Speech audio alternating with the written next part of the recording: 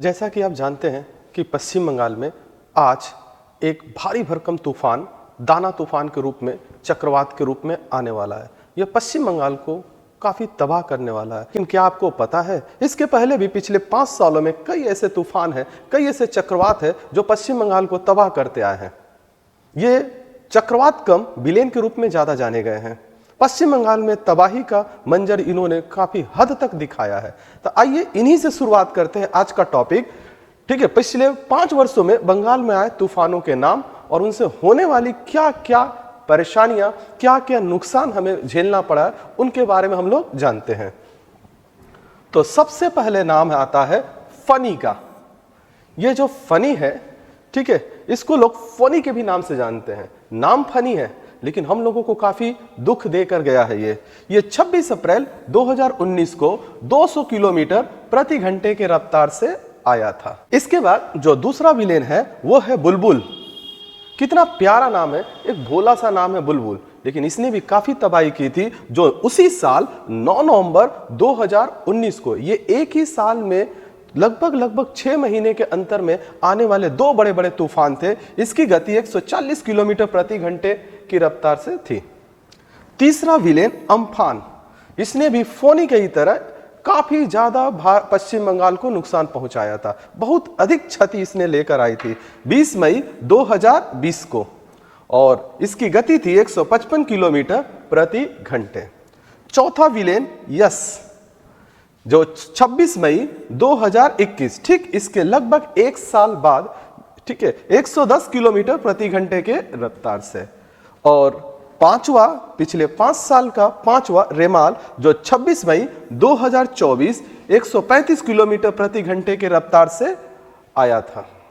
और जैसा कि आप जानते हैं, आज मैं जब आपको सामने ये बातें बता रहा हूं, आज हमारे सर पर दाना तूफान का भयानक मंजर हमारे आसपास उसको डराने की कोशिश कर रहा है। हम सभी लोग बचने की कोशिश कर रहे हैं, पूरा सरकार उसे लोगों को बचाने की कोशिश कर रहा है। तो खैर, ये 5 हुए, इन 5 के बारे में थोड़ा हम लोग जान लेते हैं। सबसे पहले है फनी। 26 अप्रैल 2019 में आया चक्रवाती तूफान फनी ने राज्य में लगभग 568 करोड़ रुपए का नुकसान किया था। 29,000 घर क्षतिग्रस्त हो गए थे। आप अनुमान लगा सकते हैं, 29,000 घर। चक्रवात के कारण प्रति घंटे 200 किलोमीटर की रफ्तार से हवा चली थी। आप में से कई लोगों को याद होगा कि कई लोग सुबह सोकर जब उठे थे, ये तूफान 2-3 दिनों तक चला था, सोकर उठे थे तो देखे थे घर के ऊपर जो एस्बेस्टस का छत होता है, टाली होता, वो नहीं था। लोग आश्चर्य थे कि हुआ क्या था। तूफान की गति इतनी तेज थी कि घरों के ऊपर से जो छत रहा था एस्बेस्टस का, टाली का, वो सब गायब हो गया था। कुछ लोग अपनी मजबूरी को छिपा रहे थे, दूसरे के घर को देख रहे थे, अपने घर को देख रहे थे। हम भी लोग आसपास के लोगों को घर को देख रहे थे।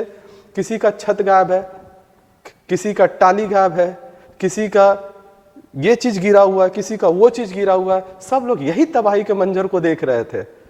लोग देख भी रहे थे और अपनी इस दुर्गति के ऊपर हंस भी रहे थे। अजीब सा एक मंजर था। इस मंजर के लिए हम लोग तैयार नहीं थे, इसलिए इतनी बड़ी क्षति हुई। नेक्स्ट जो है वो है बुलबुल। ये केवल नाम का ही बुलबुल है, जैसा कि मैंने बताया। ठीक है, 9 नवंबर 2019 में चक्रवाती तूफान बुलबुल प्रति घंटे 140 किलोमीटर की रफ्तार से बंगाल के तटवर्ती अंचलों, मैं आपको ये बता देना चाहूंगा, मैक्सिमम तूफान ये बंगाल के तटवर्ती अंचल से ही होकर गुजरती है, और उसमें Medinipur district, south 24 Pargana district और नॉर्थ 24 परगना डिस्ट्रिक्ट, इसके अलावा हुगली, बीरभूम, बांकुड़ा थोड़ा सा प्रभावित रहता है। लेकिन अधिकतर प्रभावित रहने वाले क्षेत्रों में मेदिनीपुर डिस्ट्रिक्ट, साउथ 24 परगना और नॉर्थ 24 परगना आते हैं। सागर द्वीप और फ्रेजरगंज के बीच से यह गुजरा था। मेदिनीपुर, हावड़ा, दक्षिण 24 परगना में इस चक्रवाती तूफान ने काफी तबाही मचाई थी। बुलबुल। नेक्स्ट है अम्फान। इसने भी पश्चिम बंगाल में बहुत ज्यादा तबाही मचाई थी, बहुत ज्यादा। 20 मई 2020 में आए चक्रवाती तूफान अम्फान ने बंगाल को काफी नुकसान पहुंचाया था। इससे काफी भयानक चक्रवात माना गया था। देखिए, ये काफी भयानक चक्रवात था। 3-4 दिनों तक इसका असर देखने को मिला था। लोग घर से निकलना भूल गए थे, भयानक मंजर था। दक्षिण बंगाल को काफी नुकसान पहुंचा था। राज्य सरकार ने 1,02,500 करोड़ रुपए का नुकसान बताया था। 1,02,500 करोड़, भारी भरकम नुकसान हुआ था राज्य सरकार को। इसीलिए मैंने ऐसे तूफानों को विलेन का नाम दिया है। नेक्स्ट, 26 मई 2021 को आए चौथे नंबर विलेन यस, जब पारादीप सागर द्वीप के मध्य में टकराया था। यह सागर द्वीप वही दक्षिण 24 परगना का हिस्सा है, सुंदरवन का ही हिस्सा है। उस समय हवा की गति 100 से 120 किलोमीटर प्रति घंटे थी। फिर वही हिस्सा पूर्व मेदिनीपुर, दक्षिण 24 परगना सहित कई जिलों में इस चक्रवात के कारण काफी नुकसान उठाना पड़ा था। राज्य सरकार ने बताया था इस चक्रवात से लगभग 15,000 करोड़ रुपए का नुकसान हुआ था। अब सोच लीजिए, ये जो लाखों करोड़ों हजारों लाखों करोड़ों का जो नुकसान हो रहा है, इससे हमारे राज्य को कितनी क्षति हो रही है। हमारा राज्य इससे पीछे चला जा रहा है और ये अधिकतर क्षति पश्चिम बंगाल के हिस्से में आ जाती है और उड़ीसा के हिस्से में आती है। पांचवा जो विलेन है वो है रेमाल। ये 26 मई 2024 को, यानी इसी वर्ष कुछ महीने पहले, आप बोल सकते हैं 5 महीने पहले, आज से ठीक 5 महीने पहले अम्फन की तरह, ये अम्फन की तरह ही था, रेमाल ने भी रौद्र रूप दिखाया था, बहुत भयानक रूप दिखाया था। ये हाल फिलहाल की घटना है। उम्मीद करता हूं आपको इसके सारे मंजर याद होंगे। यह बांग्लादेश व सागर द्वीप के बीच टकराया था। इसकी गति प्रति घंटे 135 किलोमीटर थी। चारों तरफ नुकसान ही नुकसान था। अधिकतर इसके वजह से पेड़ गिर जाते हैं, रास्ते ब्लॉक हो जाते हैं, ट्रेन सर्विसेज रोक देनी पड़ती है, लोगों का घर उजड़ जाता है, बहुत सारे नुकसान देखने को मिलते हैं। राज्य में 6 लोगों की मौत हो गई थी। इस तूफान ने भी काफी तबाही मचाई थी। अभी तक राज्य सरकार ने इसका आंकड़ा जारी नहीं कर पाया है कि कितने रुपए की, एग्जैक्टली कितने रुपए के, कितने हजार करोड़ की, कितने लाख करोड़ की नुकसान हुई थी। ये 5 बिलियन आज तक है, आज 6वां बिलियन आने वाला है। चलिए उसके बारे में थोड़ा जानते हैं। इसके बाद फिर हम लोग इसके बारे में और डिटेल्स में नेक्स्ट वीडियो में जानेंगे, इसके तबाही के मंजर को। नेक्स्ट जो है वो है दाना। कुछ लोग इसे डाना भी कह रहे हैं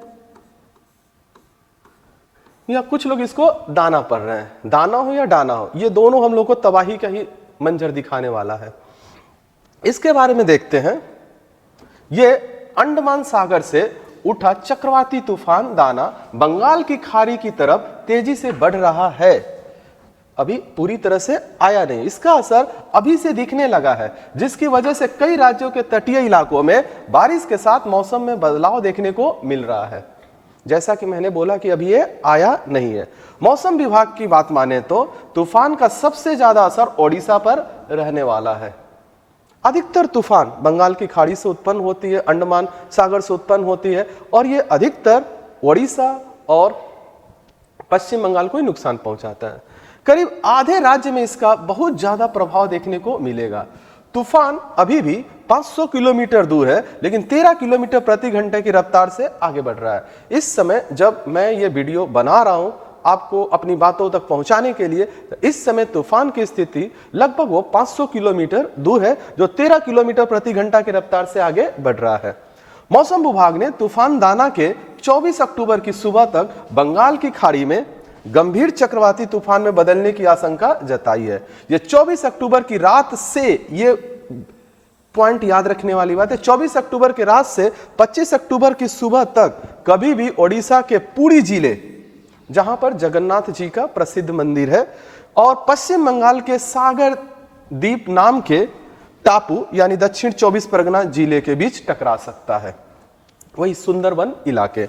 इस दौरान हवा की रफ्तार 120 किलोमीटर प्रति घंटे तक हो सकती है। अभी हम लोग आंकड़ा दे रहे हैं कि ऐसा हो सकता है, अभी ये हुआ नहीं है। अभी इसकी क्षति का मंजर हमें देखना है, फिर उसका एनालिसिस दूसरे वीडियो में करना है। दाना का नामकरण, इसका नामकरण के बारे में हम लोग जाने। जितने भी तूफान होते हैं, जितने भी चक्रवात होते हैं, उनका एक नाम होता है। आपके मन में बात उड़ती होगी, नाम आया कहां से? हम बच्चे थे तो हमारे माता पिता ने हमारा नाम रख दिया। ये कौन सा बच्चा? ये तो शैतान है। शैतान का बच्चा नहीं, शैतान का बाप है। इसका नामकरण इसके किस बाप ने रखा होगा? तो इसको देखते हैं। दाना का नामकरण। दाना नाम दाना नाम कतर ने चुना है। कतर, यह नाम चक्रवातों के लिए बनाए गए मानकों के अनुसार रखा गया है। आप जानना चाहेंगे कि यह मानक क्या होता है। यह मानक जो राजनीतिक, धार्मिक, सांस्कृतिक और लिंग आधारित तटस्थता सुनिश्चित करने के लिए बनाए गए हैं। जब ये नामकरण रखा जाता है तो सबसे पहले मैं ये बता दूं, ये नाम रखने के पीछे ऐसे कारण, ऐसी बात होती है कि ये राजनीतिक स्तर पे न हो, किसी को धार्मिक स्तर पे न हो, धर्म के रूप पे ठेस न पहुंचे, सांस्कृतिक स्तर पे न हो, लिंग आधारित न हो, मतलब इनसे, इस नाम से किसी के राजनीतिक, धार्मिक, सांस्कृतिक और लिंग आधारित भावना को ठेस न पहुंचे। दूसरी बात यह होती है कि ये जो नामकरण जो होता है बहुत छोटा होता है, इसमें रिपीटेड वर्ड्स नहीं लाए जाते हैं। ये खूब बड़ा 8 कैरेक्टर्स का हो सकता है ताकि लोगों को बोलने में, याद रखने में सुविधा हो। तो ये नामकरण के पीछे कुछ विशेष बातें होती है।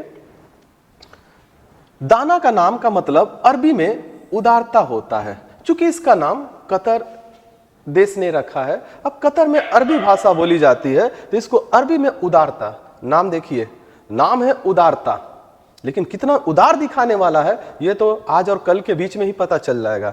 कुछ ऐसे बोल सकते हैं मुहावरे के रूप में, ठीक है ना, आंख का अंधा नाम नयन सुख, मतलब आंख से उसे दिखाई नहीं देता है और नाम क्या है, नयन सुख।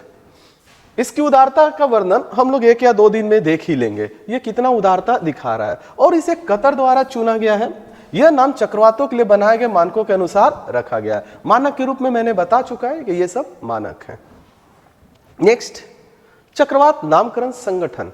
ये कौन संस्थाएं हैं जो इसका नामकरण रखते हैं? किसने इनको अधिकार दिया है कि ये नामकरण रखेंगे, क्यों रखेंगे, ठीक है, कैसे रखेंगे, तो मैंने तो बता दिया।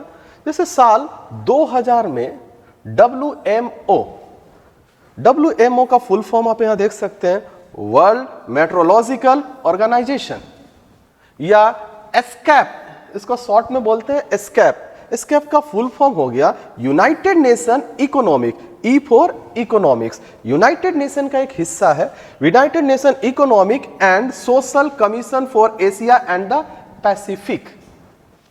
तो आप बोल सकते हैं साल 2000 में WMO या एस्कैप, विश्व मौसम विज्ञान संगठन यानी WMO, संयुक्त राष्ट्र आर्थिक और सामाजिक आयोग एशिया और प्रशांत यानी एस्कैप के तहत नामकरण की शुरुआत की गई थी। इसमें कई सारे कंट्री मिले थे, उनका एक संगठन बना था और यह संगठन ने बारी बारी से यह डिसाइड किया था कि मानक दंडों को दिमाग में रखते हुए, जहन में रखते हुए नामकरण किया जाएगा।